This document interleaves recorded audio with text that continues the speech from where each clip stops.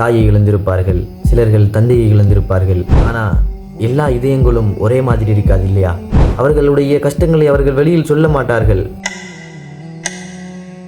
ரமலான் முடிந்து விட்டது. இன்னும் ஓரிரண்டு நாட்களிலே பெருநாளும் வந்துடுது. இந்த பெருநாளுடைய நாளையில் உண்மையாகவே நாங்கள் எல்லாரும் சந்தோஷமாக இருப்போம் இல்லையா? குதூகலமாக இருப்போம். பிள்ளைகளுடன், பெற்றோர்களுடன், குடும்பத்தார்களுடன், நண்பர்களுடன், புதிய ஆடைகள் அணிந்தவர்களாக, பள்ளிக்கு சென்றவர்களாக, உறவினர்களை சந்தித்தவர்களாக பல கொண்டாட்டங்களை நாங்கள் கொண்டாடி கொண்டிருப்போம். இதுதான் பெருநாளுடைய நாள் என்பது. ஒரு மனிதன் சந்தோஷமாக இருப்பது தான் பெருநாளுடைய தினம். ஆனால் எல்லா இதயங்களும் ஒரே மாதிரி இருக்காது இல்லையா? சிலர்கள் தாயை இழந்திருப்பார்கள், சிலர்கள் தந்தையை இழந்திருப்பார்கள், சிலர்களுக்கு ஆடைகள் வாங்கிக் கொள்வதற்குரிய வசதிகள் கிடையாது. அவர்களுடைய கஷ்டங்களை அவர்கள் வெளியில் சொல்ல மாட்டார்கள்.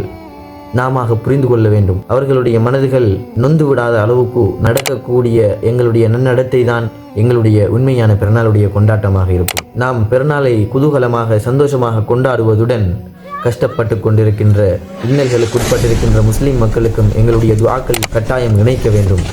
நம்மளுடைய ஊரிலே கஷ்டப்படுகின்றவர்களுக்கு எம்மால் முடிந்த அளவு உதவிகள், ஒத்தாசைகள் செய்ய வேண்டும். அவர்களுடன் சந்தோஷமாக நடக்க வேண்டும். ஆகவே இந்த பெருநாளை, இந்த ஐதை நல்ல முறையிலே, அல்லாஹுக்கும் ரசூலுக்கும் பிடித்தமான முறையிலே கொண்டாடுவதற்கு அல்லாஹ் நம் அனைவருக்கும் தௌஃபீக் செய்வானாக. அடுத்த வீடியோவில் சந்திக்கும் வரை அஸ்ஸலாமு அலைக்கும் வரஹ்மத்துல்லாஹி வபரகாத்துஹு.